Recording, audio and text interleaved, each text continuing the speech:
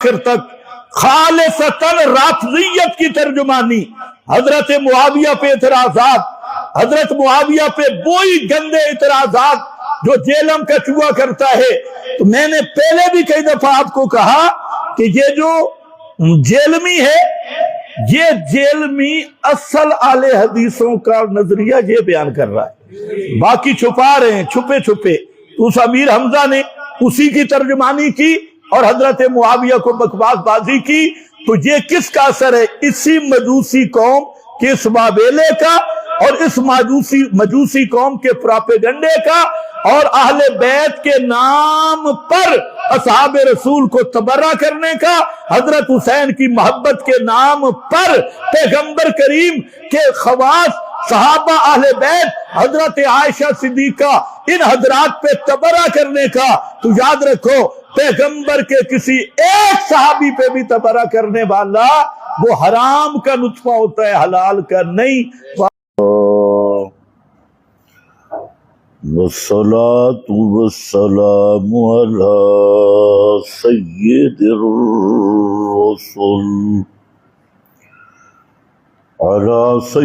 الرسل وخاتم الأنبياء، أما بعد فأعوذ بالله من الشيطان الرجيم، بسم الله الرحمن الرحيم، إن الله مع الصابرين، سبحان ربك رب العزة عما يصفون، وسلام على المرسلين، والحمد لله رب العالمين۔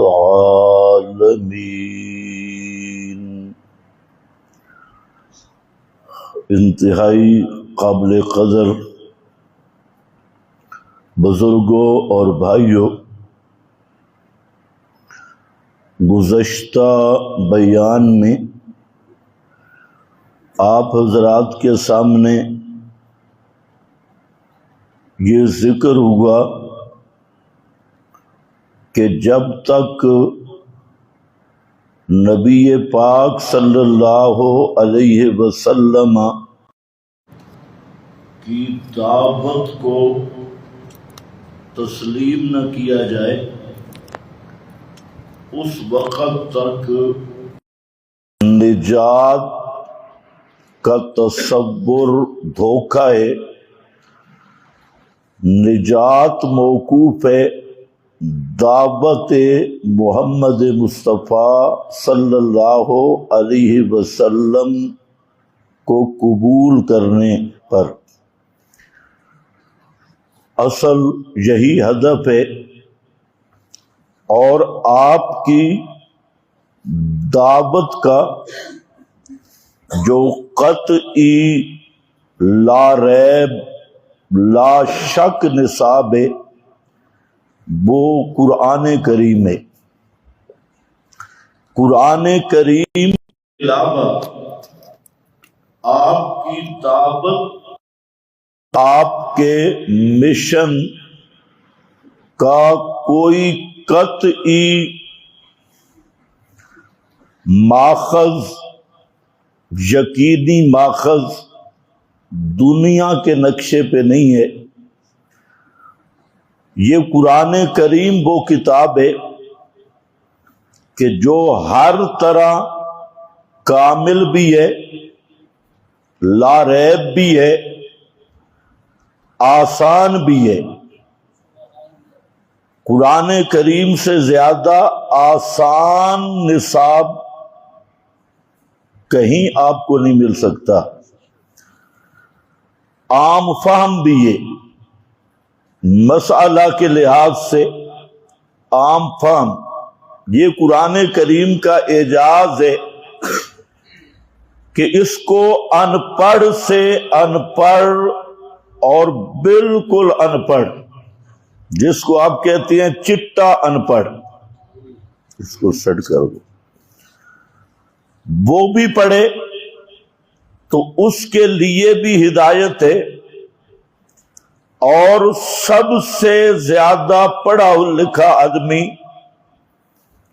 عالم آدمی، گریجویٹ آدمی، جتنا بھی زیادہ پڑھا لکھا ہے وہ بھی پڑھے تو قرآن اس کے لیے بھی ہدایت ہے۔ یہ قرآن کا کمال ہے۔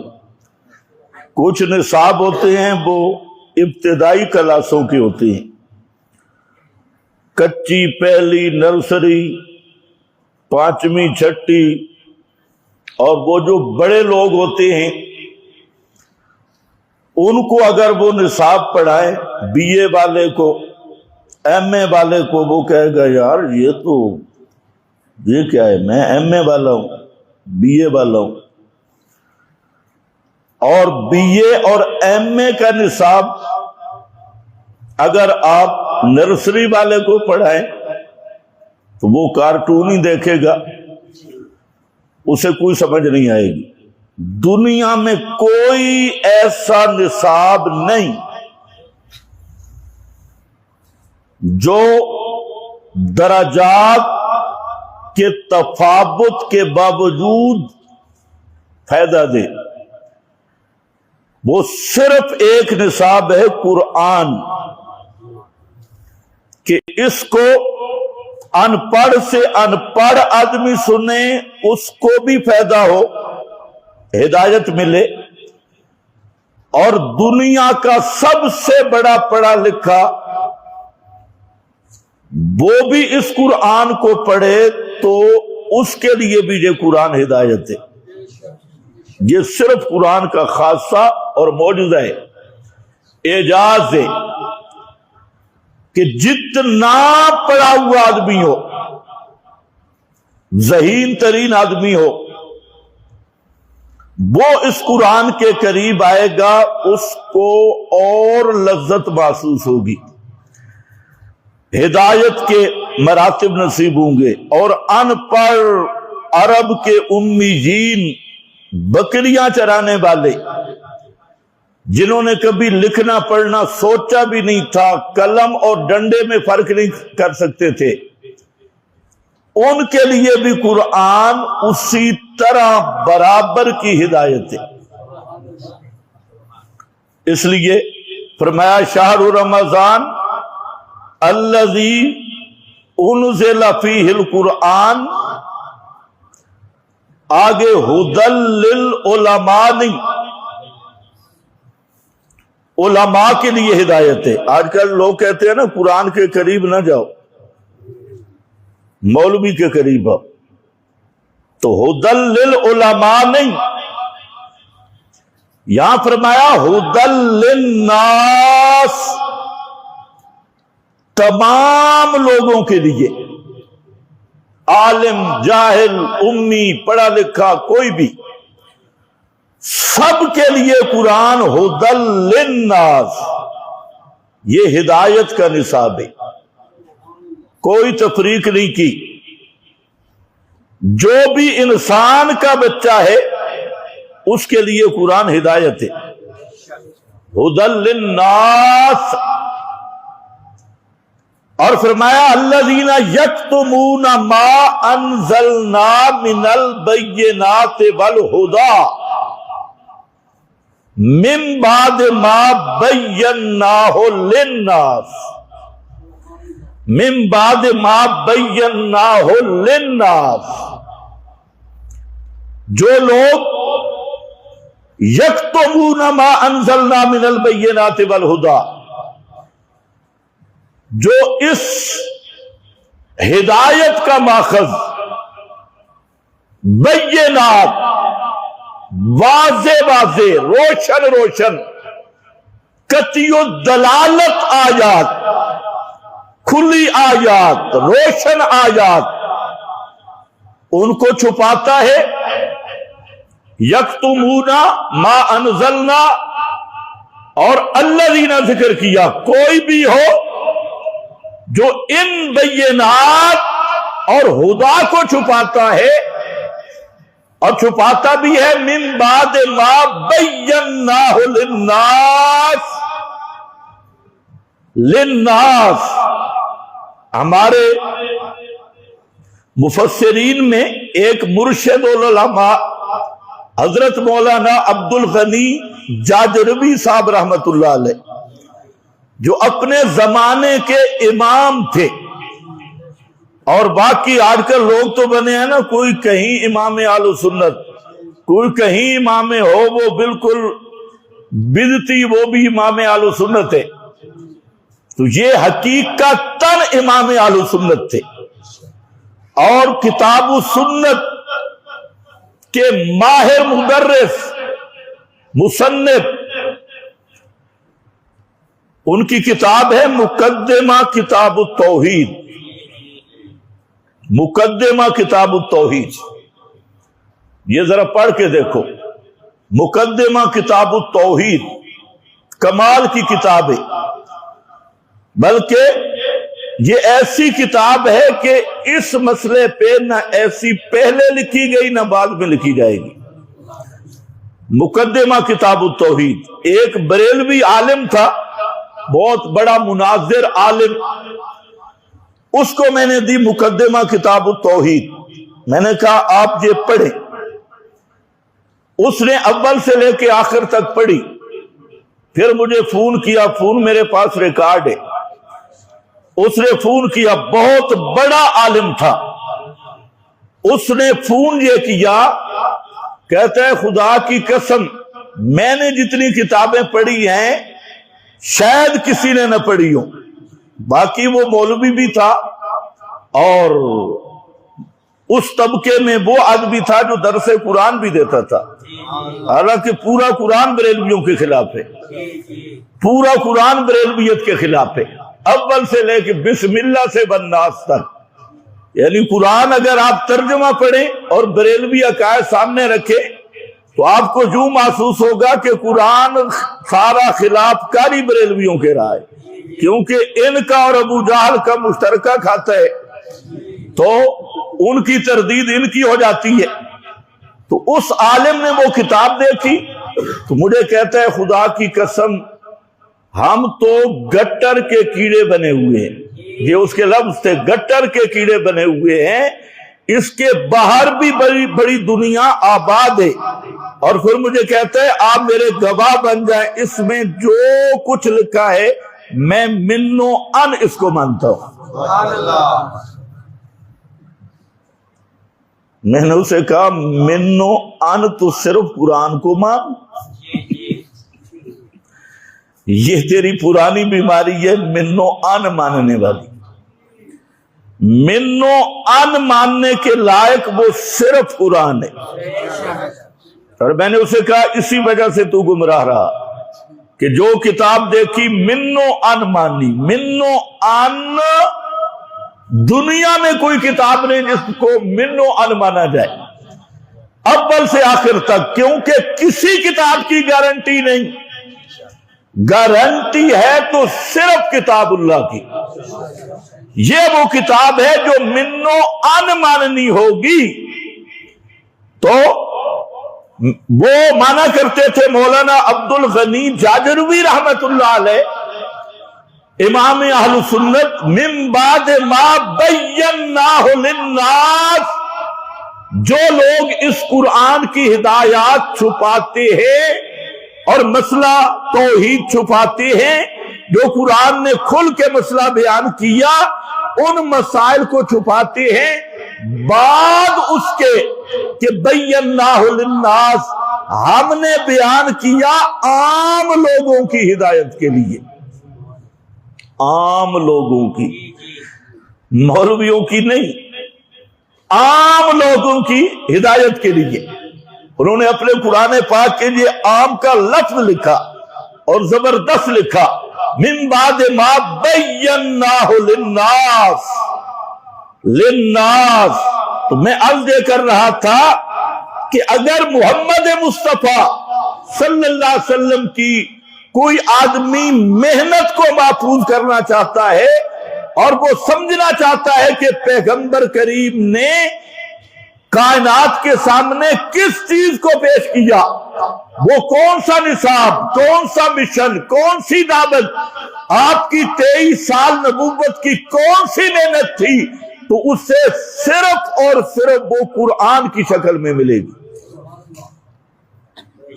یہی آپ کی دعوت ہے، اور اسی پر ایمان رکھنا۔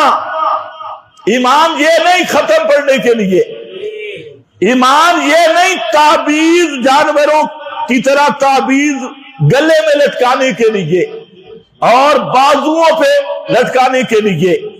ایمان یہ نہیں کہ قرآن پاک سر پہ رکھ کے جھوٹی قسمیں اٹھانے کے لیے۔ قرآن پر ایمان یہ ہے کہ قرآن کو اپنا امام ماننا ہوگا اور ساری کتابوں اور علموں پہ حاکم ماننا ہوگا۔ جب تک قرآن کو امام نہیں مانیں گے، امام وہ ہوتا ہے جس کے پیچھے چلا جائے، جس کی اتباع کی جائے۔ لوگوں نے تو امام کچھ اور بنا لیے، فلانا امام فلانا امام، اور امامت کے نام پہ ایک پورا کفر کا مجموعہ تیار کر دیا اور نام اس کا رکھا امامت، اور تمہیں بھی گمراہ کیا۔ تم بھی دوڑے مائیے مرثیے سنتے ہو، ان دوڑے مائیہ مرثیوں میں کیا ہوتا ہے؟ صرف ان کے عقیدہ امامت کی اس کو پانی دیا جاتا ہے، اور تمہارے گوش گزار وہ کیا جاتا ہے حضرت حسین کا نام لے کر عقیدہ امامت جیسا کفر اور عقیدہ امامت جیسا ضد کا دنیا میں سب سے بدترین کفر وہ عقیدہ امامت کا کفر ہے۔ اس کفر کو حضرت حسین رضی اللہ تعالی عنہ کے نام کا شربت پلا کے اس سنی قوم کو اصل میں وہ کفر کے کڑوے گھونٹ میٹھے کر کے ان کے پیٹ میں ڈالے جا رہے ہیں۔ ورنہ اب سوچے، نبی کی دعوت چھوڑ دی، حضرت حسین کی دعوت چھوڑ دی، حضرت علی کی دعوت چھوڑ دی، سب صحابہ اہل بیت کی دعوت وہ قرآن کی طرح بلانا تھا، اور قرآن کی دعوت تھی، قرآن کا مسئلہ تھا، مسئلہ توحید تھا۔ تمام اصحاب پیغمبر اہل بیت اسی پہ زندگیاں گزار گئے، اللہ کی کتاب کی طرف دعوت دیتے ہوئے، اور اس امت کا طائفہ منصورہ 14 صدیوں سے اس قرآن کی طرف دعوت دیتے دنیا سے چلا گیا۔ لیکن تم نے کیا کیا؟ امامت کے نام پہ کیا کارنامہ کیا؟ 14 صدیوں کی تاریخ اٹھاؤ، جب بھی اسلام کے خلاف غداری کی تو اسی فرقے نے،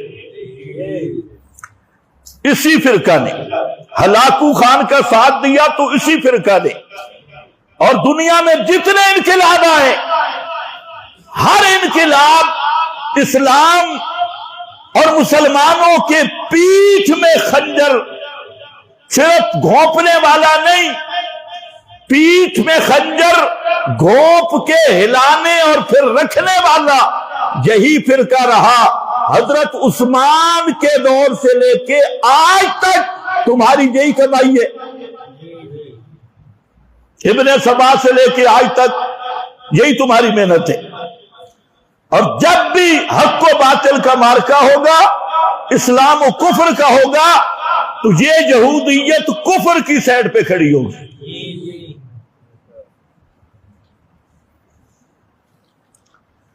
تو یہ تو بات ہو گئی کہ دعوت محمد مصطفیٰ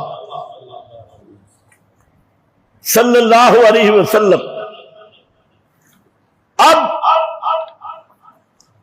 قرآن کریم سے جب ہر مسئلہ میں رہنمائی لوگے اور قرآن کو امام مان لوگے، ہر گمراہی سے جان چھوٹ جائے گی۔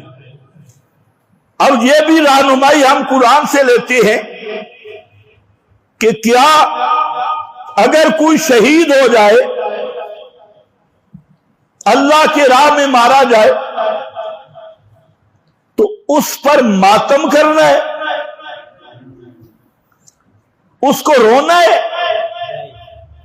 سالانہ ماتم کا تہوار بنانا ہے، زنجیر زنی ذوالجنا مہندی اور ذوالجنا پہ منتیں نظریں، بیٹا ہوگا فلانا ہوگا، کیا یہ اسلام نے تعلیم دی؟ پیغمبر کریم نے یہ تعلیم دی؟ ہرگز نہیں۔ یاد رکھو 90 کے قریب مقام قرآن کا ہے، 90 کے قریب، جس میں اللہ نے اہل ایمان کو صبر کی تلقین کی ہے۔ کس کی تلقین کی ہے؟ کتنا مقام؟ 90 سے بھی زیادہ ہے، تقریباً 90 کے قریب مقام۔ اور اس صبر کو سمجھو، یہ آپ بھی لفظ پڑھتے ہیں، سمجھا کبھی نہیں۔ یہ جو صبر ہے نا، اتنا کیوں تاکید آئی؟ 90 کے قریب مقام، کہ اگر صبر کو آپ سمجھ جائیں تو یہ وہ بنیاد ہے جس کی وجہ سے توحید پہ استقامت نصیب ہوتی۔ صبر کا معنی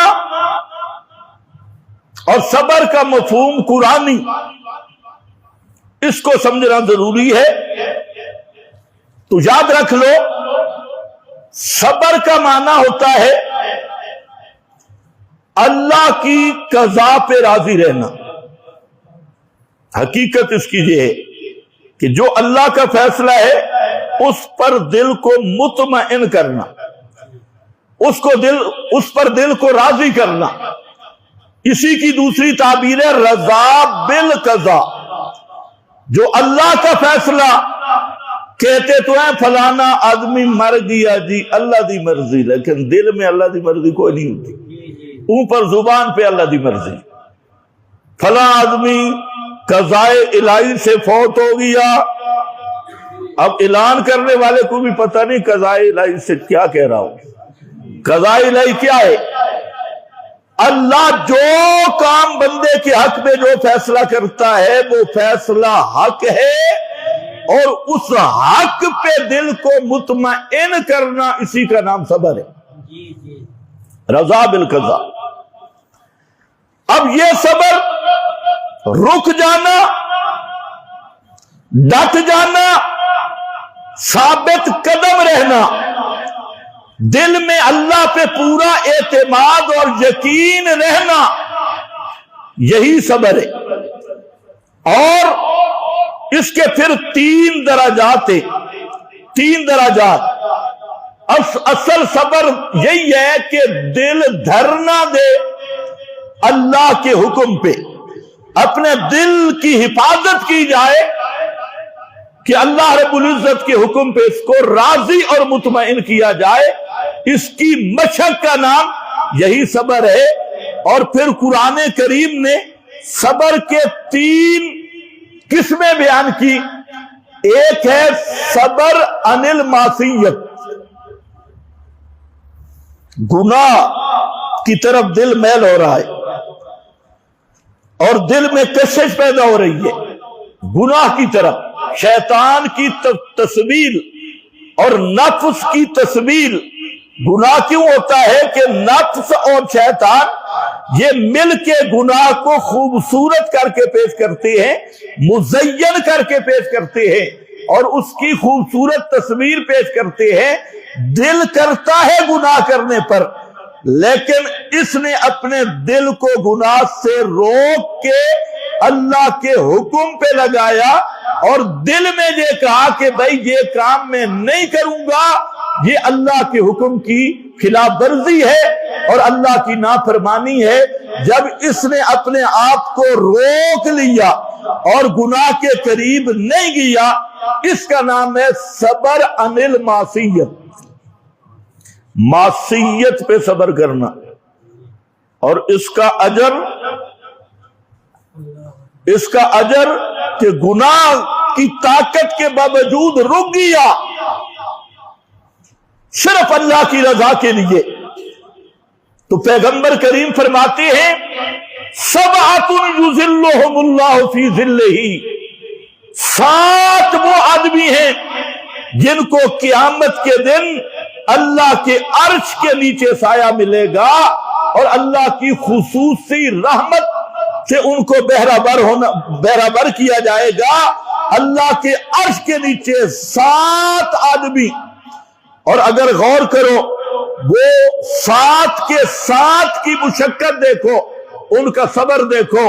فرمایا ان 7 آدمیوں میں سے ایک آدمی وہ ہے کہ رجل،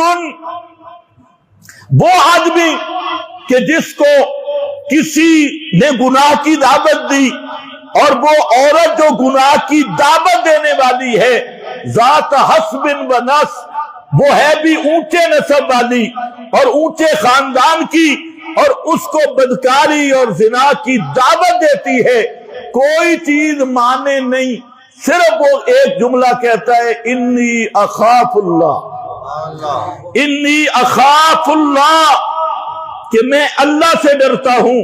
فرمایا وہ نوجوان اس کو اللہ قیامت کے دن اپنے عرش کے سائے کے نیچے جگہ عطا فرمائے گا. یہ کیا ہے؟ صبر عن المعصیت. جیسے حضرت یوسف کا واقعہ، معروف واقعہ کہ حضرت یوسف علیہ السلام کا امتحان صبر وہ اتنا سخت کر دیا گیا اور اتنا وہ ہولناک کر دیا گیا جس کا تصور بھی نہیں. لیکن حضرت یوسف اس امتحان میں سینہ سپر ہو کے کھڑے ہیں، اور وہاں اللہ تعالیٰ نے اس امتحان کی شدت کو بیان کیا کہ وہ امتحان کتنا تھا. ایک تو حضرت یوسف علیہ السلام نوجوان تھے اور چڑھتی جوانی تھی، ایک بوڑھا آدمی بدکاری سے بچ جائے اتنا کمال نہیں، حضرت یوسف وہ نوجوان تھے. اور دوسرا یہ کہ ایک شادی شدہ آدمی اگر زناکاری بدکاری گناہ سے بچ جائے اس کا بھی اتنا کمال نہیں. حضرت یوسف کی زندگی تجرد والی، بغیر شادی شدہ تھے، پھر ایک موقع نہ ملے آدمی گناہ سے بچ جائے، یہ بھی اتنا کمال نہیں. حضرت یوسف کو دعوت بھی اس عورت نے دی جس کے گھر کے اندر رہتے تھے اور 24 گھنٹے ملاقات بھی میسر تھی، اور پھر وہ عورت بھی عام نہیں، وزیر کی بیوی ہے، اور پھر ہے بھی پورے مصر سے خوبصورت، اور پھر دروازے بند کر کے منہ سے دعوت بھی دے رہی ہے طلق. اور اس مقام پہ جناب یوسف کہتے ہیں قال معاذ اللہ، قال معاذ اللہ، اعوذ معاذ اللہ، اعوذ معاذ اللہ، میں اللہ کی پناہ میں آتا ہوں. یہ کہہ کے دوڑ پڑے، ٹھہرے نہیں، بھاگنے لگے. یہ کیا ہے؟ صبر عن المعصیت، گناہ سے رک جانا، صبر کرنا. دوسرا ہے صبر علی الطاعات، نیکیوں پہ صبر کرنا، اور یہ بھی نفس اور شیطان سے جنگ ہے. نیکی پہ صبر، نماز کے لیے اٹھنا، دل کہتا ہے، نفس کہتا ہے، شیطان کہتا ہے سویا رہے کوئی مسئلہ نہیں، اٹھنا مشکل ہے. اب یہ ایک جنگ ہوگی نفس اور شیطان کے ساتھ. تو سردی برداشت کر کے، گرمی برداشت کر کے، نیند کی مستی کو چھوڑ کر آدمی نماز کے لیے اٹھ پڑتا ہے عزم کے ساتھ. تو یہ صبر نیکی پہ ہے، صبر علی الطاعات ہے. اور اسی طرح روزہ نرا صبر ہے، حج کا سفر اور حج کے احکام یہ نرا صبر ہے. اسی طریقہ سے اپنے ہاتھ سے کمائی ہوئی دولت اپنے ہاتھ سے اللہ کے راستے میں دینا. کبھی دل کی طرف دیکھے کیا کہہ رہا ہے؟ اندر بھی مفتی ہے، وہ کیا کہتے ہیں؟ خبردار، یہ کیا کر رہے ہیں؟ خود کمایا ہے اور نہ ویلے مولویاں نو دتی آنا، مسیطا تھے، فلانے تھے یہ، لیکن یہ صبر کر گیا ہے، ادھر یہ بھی صبر ہوگا، یہ ہے صبر علی الطاعات، ڈٹ گیا ہے، ثابت قدم ہو گیا ہے، تو یہ طاعات پہ صبر کرنا ہے، معصیت پہ صبر کرنا ہے۔ اور جو معروف صبر ہے، یہ تو لمبا مضمون ہے قرآن کا، جو معروف صبر ہے وہ صبر علی المصائب ہے، مصیبت پہ صبر کرنا، بیماری پہ صبر کرنا، بیٹا فوت ہو گیا صبر کرنا، والد فوت ہو گیا صبر کرنا، اپنے گھر کے خاندان شہید ہو گیا صبر کرنا، وفات آ گئی صبر کرنا، یہ ہے صبر علی المصائب، مصائب پر مصائب کو برداشت کرنا۔ اور یہ تب ہوں گے مصائب برداشت جب آدمی کا عقیدہ ہوگا کہ مصیبت دینے والا بھی اللہ اور مصیبت ٹالنے والا بھی اللہ، یہ وہ چابی ہے۔ اس پر قرآن کریم نے جہاں ذکر کیا اور انعام کیا رکھا؟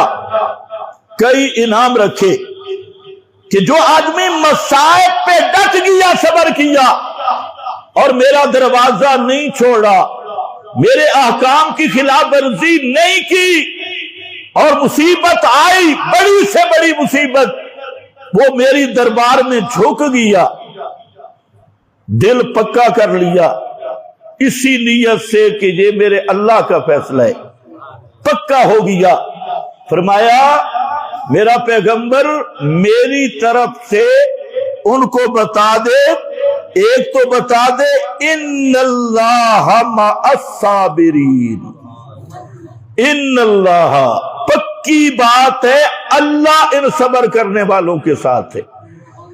ایک دوسرا فرمایا بشر الصابرین، ان صبر کرنے والوں کو خوشخبری سنا میرے پیغمبر، بشر الصابرین، اسی آیت میں بشر الصابرین۔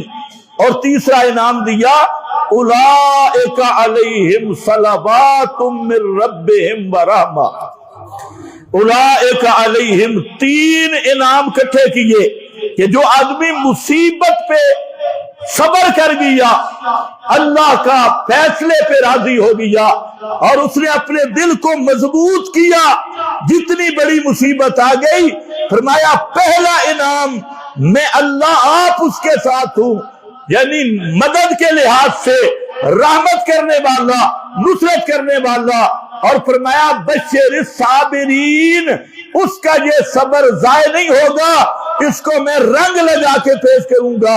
اور تیسرا میرا پیغمبر، جب آدمی پکا ہو جاتا ہے، صبر کرتا ہے، تو میں اللہ اوپر سے کہتا ہوں صلوات من ربہم ورحمہ، او شاباش ہو میرے بندے، شاباش، شاباش ہو میرے بندے، شاباش۔ صلوات کا معنی شاہ عبد القادر نے کیا ہے شابشیں ہوں، شابشیں ہوں ان کے رب کی طرف سے، یہ اللہ شاباش دیتا ہے، واہ میرا بندہ تو پکا ہو گیا۔ اوے قرآن تو ہمیں یہ دعوت دے رہا ہے، تو نے سنگلیاں کہاں سے نکالی، تو نے یہ ماتم کے ڈرامے کہاں سے نکالے، تو نے یہ ذل جنا کہ ذل زنا یہ کہاں سے نکالے، تو نے یہ سارے مہندیاں گھوڑے کہاں سے نکالے، اور قرآن کہتا ہے اولئک علیہم صلوات، جو صبر کر گیا اس پہ اللہ کی طرف سے صلوات ہیں، کیا ہے؟ صلوات ورحمہ، اور خصوصی انعامات اور رحمت انہی آیات کے پیش نظر نمونہ ہے محمد مصطفیٰ صلی اللہ علیہ وسلم کی ذات گرامی، لقد کان لکم فی رسول اللہ اسوۃ حسنہ، میرے نبی نے ان آیات پہ عمل کر کے دکھایا، کیونکہ پیغمبر کریم کی زندگی اور حیات طیبہ وہ قرآن پر عمل کا نام ہے، اور قرآن مقدس کی عملی تفسیر کا نام وہ ذات محمد مصطفیٰ ہے۔ آپ کی زندگی، صحابہ کی زندگی، اہل بیت کی زندگی وہ اسی قانون پر رہی۔ ایک ایک صحابی پیغمبر نے یہی درس لیا کہ جب مصائب آئیں، مصیبتیں آئیں، موتیں ہوں، اللہ نے فرمایا کئی قسم کی آزمائشیں آئیں گی، کبھی مال میں، کبھی جان میں، کبھی جناب تمہارے پھرے ہوئے کھیت اور پکے ہوئے کھیت وہ اجڑ جائیں گے، کبھی ڈنگر اور مال تمہارے مر جائیں گے، کبھی دکانوں کی دکانیں اور بازار کے بازار یہ اجڑ جائیں گے، کبھی تمہارے پیسے، یہ ہر قسم کے امتحان آئیں گے، لیکن ڈٹ گئے تو بشر الصابرین۔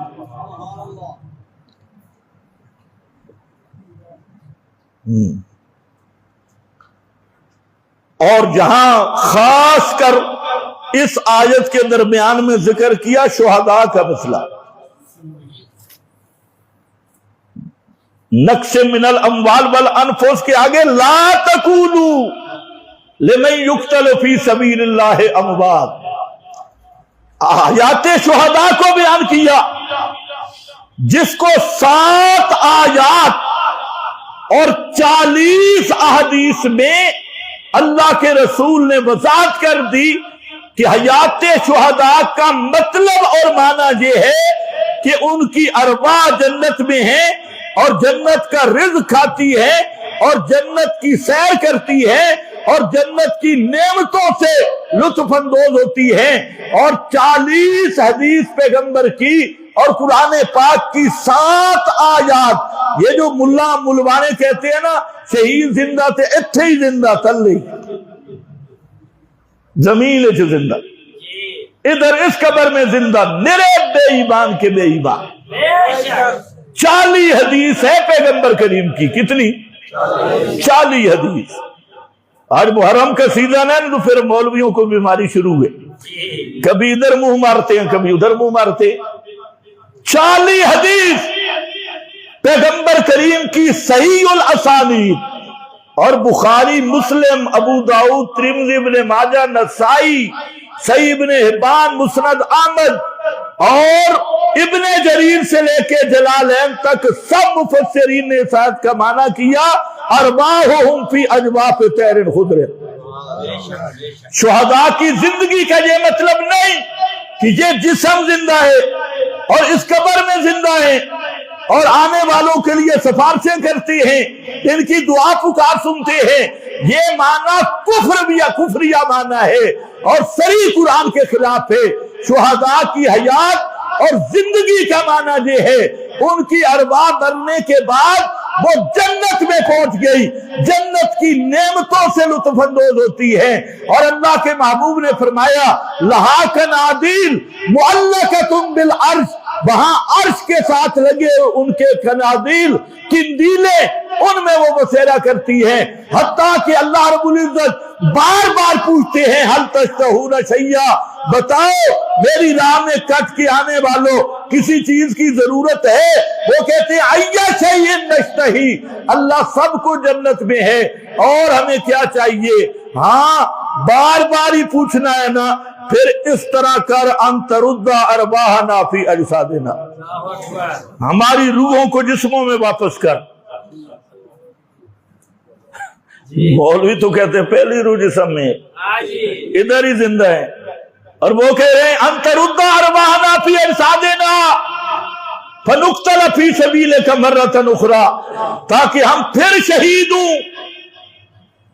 اللہ فرماتے ہیں یہ میرا قانون یہی ہے، جو روح آ گئی پھر واپس جا سکتی نہیں۔ شہید مانگتے بھی ہیں تو روح ان کی جسم میں واپس نہیں جا سکتی۔ مولوی نے ادھر رولی ڈالی ہوئی ہے، شہید ادھر زندہ ہے، ادھر زندہ ہے، ادھر زندہ ہے، خدا تمہیں ہدایت دے۔ شہداء کی بات کی، پھر سبحان اللہ 70 شہید، 14 شہید بدر میں پڑے تھے، 14 شہید۔ پیغمبر کریم نے سالانہ کوئی ماتم مقرر کیا؟ کوئی گھوڑا، کوئی ذوالجنا، کوئی مہندی، کچابے، کوئی چیز نہیں، 14 شہداء۔ اور پتہ ہے جبریل آیا نبی کریم علیہ السلام کے پاس، لمبی حدیث ہے، بالکل درمیان سے بات کر رہا ہوں۔ اس نے نبی پاک صلی اللہ علیہ وسلم نے فرمایا کہ جو بدر میں صحابہ شریک ہوئے نا، یہ ساری کائنات سے افضل ہے بعد الانبیاء۔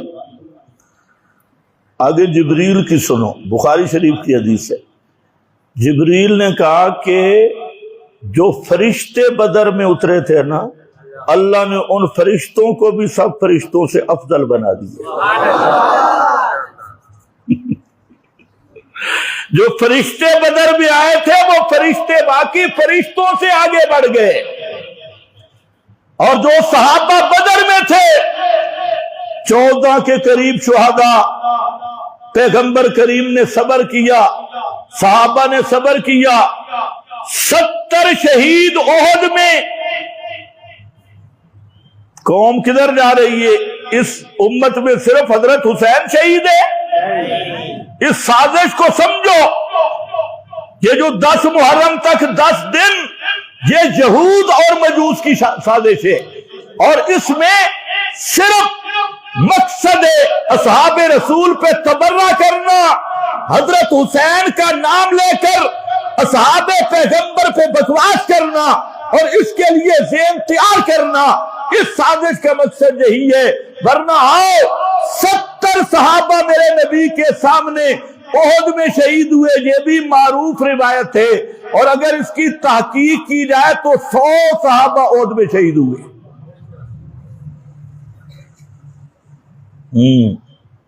100 کے قریب صحابہ۔ پیغمبر کریم نے کوئی سالانہ دن منایا ہو، اور ان میں پتہ کون ہے؟ ان میں میرے نبی کا چچا حمزہ بھی ہے۔ ان شہداء میں حضرت حمزہ رضی اللہ تعالیٰ عنہ، جو نبی کریم علیہ السلام کو سب سے زیادہ محبوب چچا، حضرت علی سے بھی اتنا محبت نہیں تھی جتنی حضرت حمزہ سے تھی۔ توجہ ہے؟ سب سے زیادہ محبوب چچا حضرت حمزہ، اور یہ حمزہ وہ ہے جس نے پورے مجھے حضرت عمر کے بعد جو سب سے بڑی قوت تھی وہ حضرت حمزہ کی تھی، بلکہ جو معروف روایت ہے اس کے مطابق جب حضرت عمر آنے لگے نبی کریم علیہ السلام کے پاس تو آپ دار ارقم میں تھے، دستک دی، پوچھا گیا کون؟ عمر۔ تو عمر تو اسلام سے پہلے بھی بہادری اور شجاعت کا نام تھا۔ عمر، صحابہ پریشان ہوئے، حضرت حمزہ کھڑے ہوئے، انہوں نے کہا یا رسول اللہ آنے دو عمر کو، اگر صحیح نیت سے آیا تو سینے سے لگائیں گے، اگر گڑبڑ کی تو پھر دیکھ پہ کیا کرتا ہوں، نبڑ لیں گے۔ دروازہ کھلا، لیکن عمر کے لیے اوپر سے بھی دروازہ کھل چکا تھا، یہ دروازہ بعد میں کھلا، اوپر والا دروازہ پہلے کھل چکا تھا۔ تو حضرت حمزہ، وہ میرے نبی کا چچا حمزہ، وہ شہید ہوا اور جسم کے ٹکڑے ہو گئے۔ یہ جو کلیجہ چبانے والی بات ہے نا، یہ جھوٹ ہے، یہ جو خطیب بیان کرتے ہیں ہند نے کلیجہ چبایا، بالکل بکواس، اس کی کوئی سند نہیں۔ یہ صرف خاندان ابو سفیان پہ بھونکنے کے لیے ذاکروں نے شروع کیا اور پھر خطیبوں نے شروع کیا۔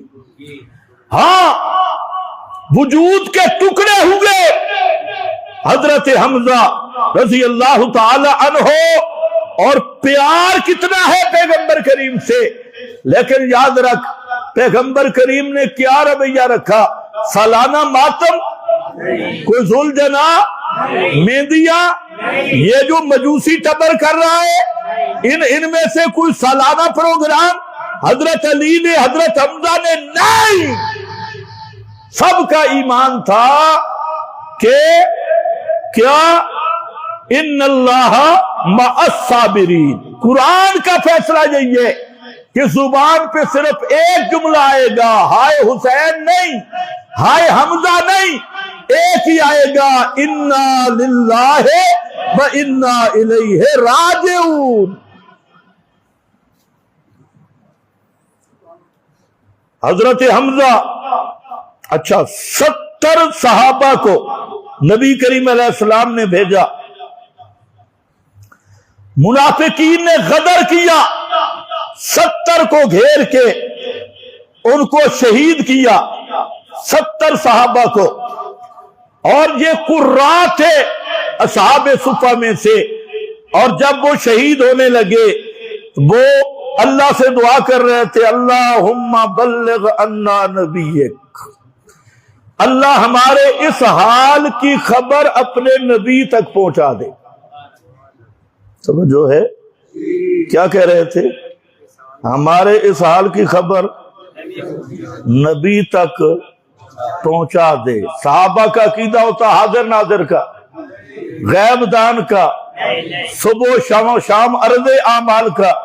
یہ دعا کرتے، یہ 70 قاری قرآن بخاری پڑھ رہا ہوں، شہید ہونے لگے اور کہتے ہیں اللہم، اللہ ہماری خبر اپنے نبی تک پہنچا دے.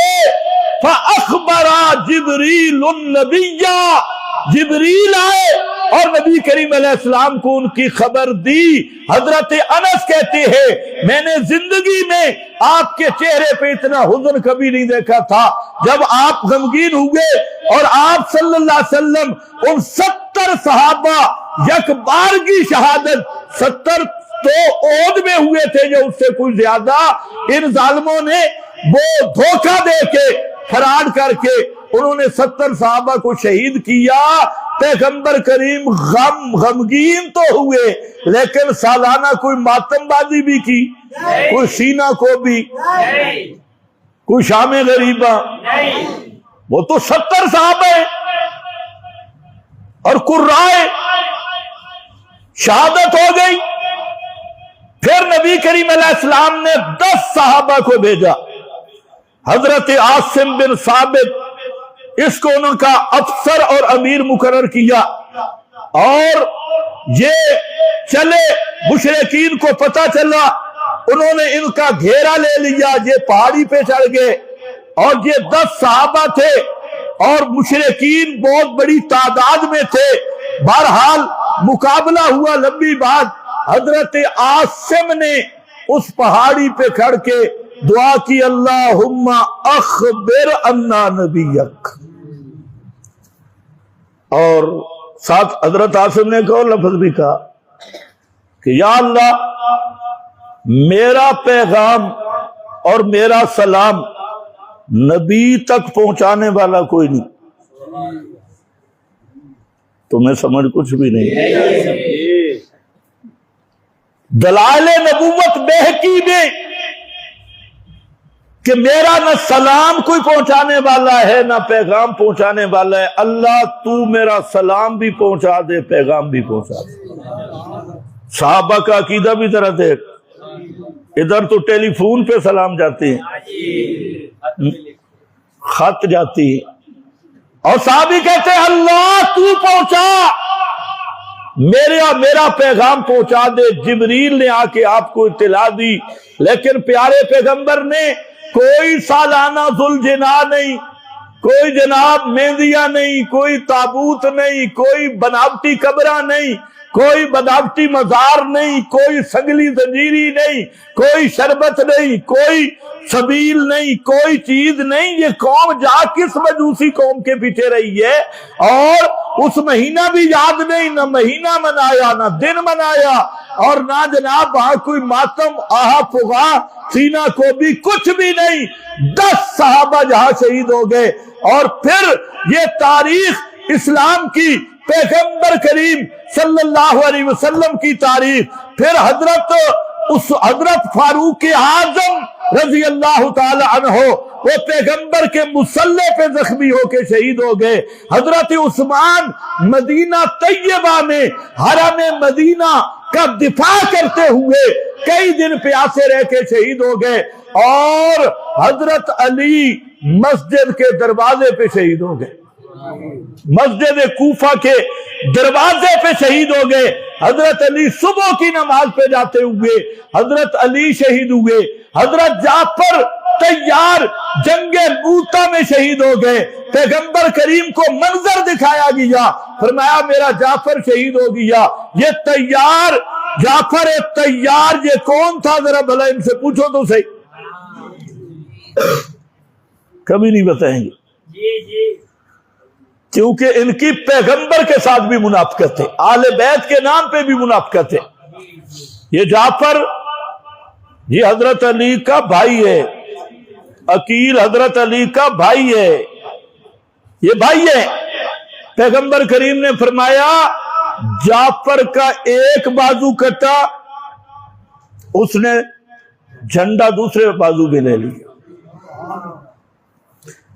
वो कटा, उसने फिर भी इस्लाम का परचम नीचे नहीं आने दिया, उसने अपने दांतों पे ले लिया। फरमाया उसके बाजू कट गए, तवज्जो कर रहे, और मैं देख रहा हूं उसकी रूह को अल्लाह ने जन्नत में 2 पर अता कर दी, तैयार उड़ने वाले जमीन के अंदर नहीं उड़ रहे थे, फरमाया जन्नत में उड़ रहे थे। जाफर है तैयार। लेकिन कोई सालाना प्रोग्राम नहीं जो भंगी पार्टी भंगी चरसी पार्टी ने बनाया। हजरत अली का शहादत, हजरत हसन रजी अल्लाह ताला अन्हु खलीफा भी रहे। हजरत हसन ने हजरत अली की शहादत, उस पर कोई मातम, कोई जलूस, कोई मेहंदी, कोई घोड़ा, कोई घोड़ी, कोई ऊंट, कोई ऊंटनी, कुछ भी नहीं किया। और आज ये मातम, ये मोहब्बत आले बैत की अलामत बन गया। ये मोहब्बत आले बैत की अलामत नहीं, ये दीने मजूस का शिआर है। और मजूसी और यहूदियों की मिली भगत से उसका असर ये हुआ, इस बक का असर ये हुआ कि अभी हिंदुस्तान का एक मौलवी है, बड़ा मौलवी है, सफेद बांदर, बड़ा मौलवी है, सलमान नदवी। उस खिनजीर ने इन्हीं से मुतासर होकर नदवतुल उलमा में बैठा हुआ वो बांदर और खिनजीर, उसने हजरत मुआविया के खिलाफ बकबक करना शुरू किया। और उसने जो लफ्ज कहे खबीस इब्ने खबीस ने कि मुआविया तो फिरौन हादिल उम्मा, हजरत मुआविया को फिरौन तक कहा इस गंदी नस्ल ने, सलमान नदवी ने। आज इस सलमान नदवी तक मेरी आवाज जाए, नदवी साहब तुझे खुला चैलेंज करता हूं, तू कह रहा है फलानी हदीस सही, फलानी हदीस सही, तुझे किसी ने जवाब नहीं दिया, सारे तेरा एहतराम कर रहे हैं। और हमारा नजरिया ये है जो पैगंबर के किसी एक सहाबी पे तबरा करे उसकी कोई इज्जत नहीं, वो खिंजीर से भी बदतर है, वो कुत्ते से भी बदतर है। क्या तेरी हैसियत है? आज जिस चैनल पे आना चाहता है, जिस आईडी पे आना चाहता है, और सिर्फ एक हदीस हजरत मुआविया की मुजम्मत में, बशर्ते के तेरा बाप शिया रावी ना हो, शिया रावी ना हो, शिया की रिवायतें लेके बकवास करती हो। और हजरत मुआविया को फिरौन हादिल उम्मा, तू खुद फिरौन का बच्चा है और तेरे नजरिए का खानदान, मैं तुझे इंसान नहीं समझता, इंसान और हलाल का लुत्फा नहीं समझता। हजरत मुआविया को बुरी बकवास कर सकता है जो हराम का लुत्फा हो, और तूने अपनी मां की किरदार बताया है। हजरत मुआविया पर भौंकने से उनकी शान में कोई फर्क नहीं आता। अब एक और है अमीर हमजा साहब, आले हदीस का बड़ा मुसन्निफ और बड़ा कालम निगार, उसने दुनिया न्यूज में कालम लिखा, शैतनत पे मबनी अव्वल से लेके आखिर तक खालिसतन राफियत की तर्जुमानी, हजरत मुआविया पे इतराजात, हजरत मुआविया पे वही गंदे इतराजात जो जेलम का चुआ करता है। तो मैंने पहले भी कई दफा आपको कहा कि ये जो जेलमी है, ये जेलमी असल आले हदीसों का नजरिया ये बयान कर रहा है, बाकी छुपा रहे हैं छुपे छुपे। उस अमीर हमजा ने उसी की तर्जुमानी की और हजरत मुआविया को बकवासबाजी की। तो ये किसका असर है? इसी मजूसी कौम के इस बाबेले का और इस मजूसी कौम के प्रोपेगंडे का और अहले बैत के नाम पर असहाब रसूल को तबर्रा करने का, हजरत हुसैन की मोहब्बत के नाम पर पैगंबर करीम के खवास सहाबा अहले बैत हजरत आयशा सिद्दीका इन हजरात पे तबर्रा करने का। तो याद रखो, पैगंबर के किसी एक सहाबी पे भी तबर्रा करने वाला वो हराम का नुत्फा होता है, हलाल का नहीं। वाखिरु दावाना।